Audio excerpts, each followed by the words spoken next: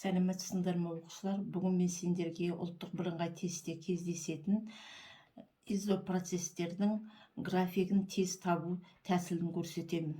Сендер 8-10 класстарда изопроцестерді өткесіңдер. Изотермиялық процестің графигін, изобаралық процестің графигін, изохоралық процестің графигін өткесіңдер.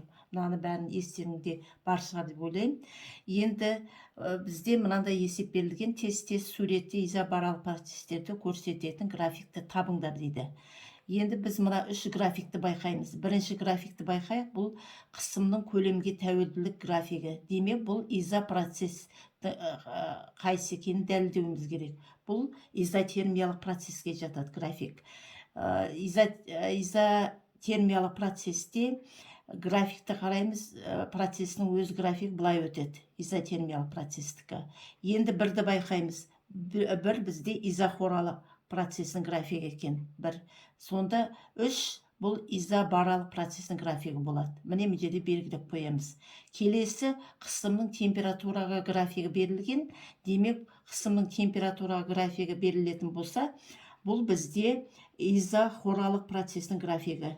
Демек, изохоралық процестің графигіне қараймыз. Өзінің изохоралық процестің графигі қалай өтеді екен? Міне қарасаңыздар, міне былай өтіп тұр. Демек, мына жерде қараймыз 5-ші изохоралық процестің графигі. Ал 4-ті қараймыз. 4 бізде изотермиялық процестің графигі. Демек, мына жердегі 6 изобаралық процестің графигі. Енді қараймыз, мына жерде 6 бар екен. Міне 6-ны белгіледік. Келесі бізде график беріліп тұр. Көлемнің температураға графигі берілген. Бұл бізде изобаралық процестің графигі. Бірден табуға болады. Изобаралық процестің графигін қарайтын болсақ, изобара міне былай өтеді. Мына жерден тез табамыз міне. Демек, 8. Сонда жауабы 8 болады. Сонда біз осы графикті, мына графиктерді жаттап алатын болсақ, мына тестте кездескен нені тез уақытта үнемдеп тез таба аламыз. Міне осыны өздеріңізге, естеріңізге сақтап қалуларыңызға болады.